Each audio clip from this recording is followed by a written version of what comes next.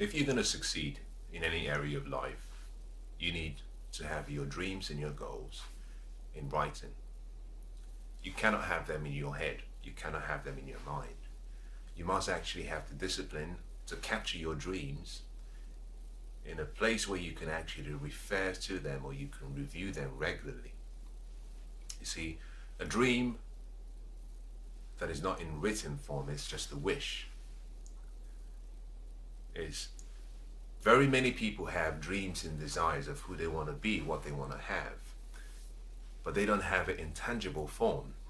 And one of the questions I might ask you is whether your goals, your dreams for your life is in a documented form that you refer to and that you can review regularly.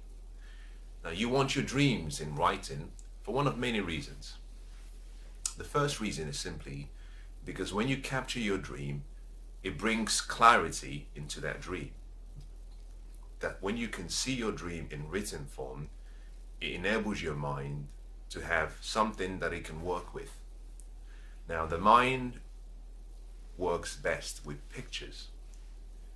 But although your dreams can be captured in writing, your mind also has the ability to take what is in words and convert those words to pictures. So one of the first things you have to do, if you are really serious about success, is you must start by deciding what you want. Who do you want to be? What do you want to have? Where do you want to go? Identify all of the experiences you want to have in your lifetime and capture it in paper. Now, I like capturing my dreams in paper because it does something else.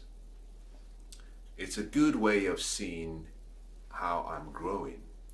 I've had dreams that I perhaps wanted to achieve and I had written down maybe 4 or 5 years ago. And when I look back on my goal list and my journal, and I look back at the goals that I set for myself 5 years ago, some of them make me laugh. Because what it's done is shown me how much I've matured. It's also shown me how much I've actually grown in terms of my focus in life, but also it's also shown me how much I've achieved. Because when I go through that list, I'm reminded of actually the amount of work I've had to do, but also the amount of grace that I've received that far exceeds all of my hard work. So you want to capture your dreams and your goals in writing because it gives you the inspiration, the passion to continue pursuing your dreams, but also it gives you the self-confidence because when you look back at your goals, you can see the items that you've actually achieved.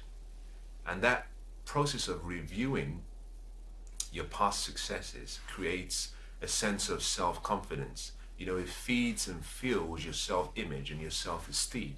So it's very important you start by simply spending some time to capture your goals in writing.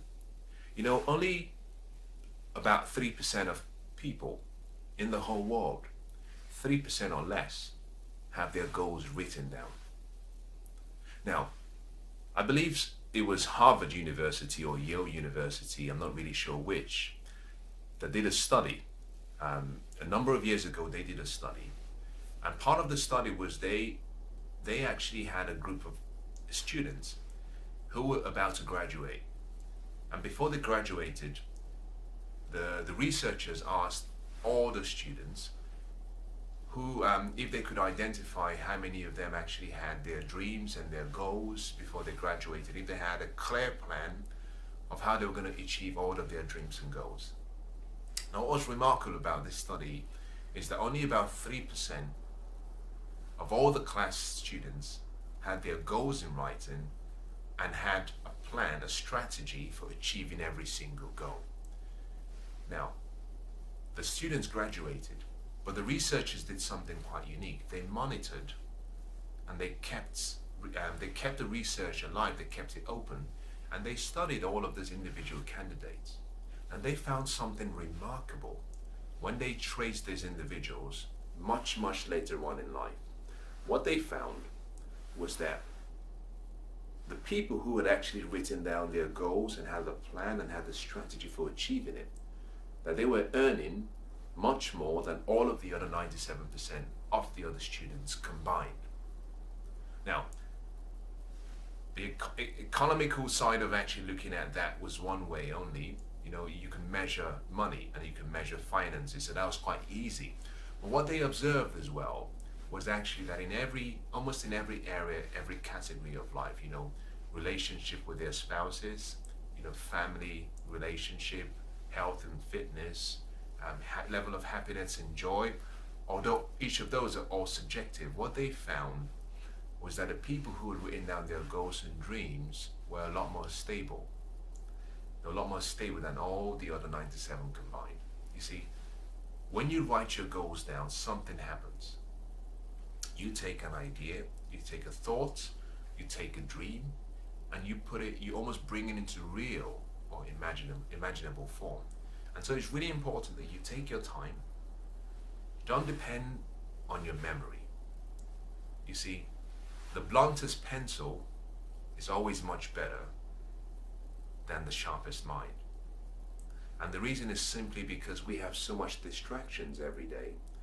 And because you're going to be distracted every day, you may not always remember what is important, which is your dreams of the future.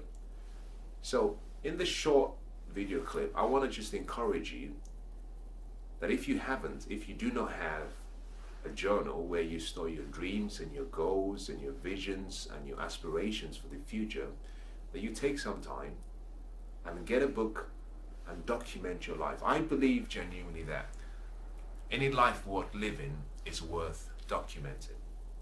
And so you should capture your life in a journal that you can refer back to, and also a journal that you can pass on to your children, should you choose to.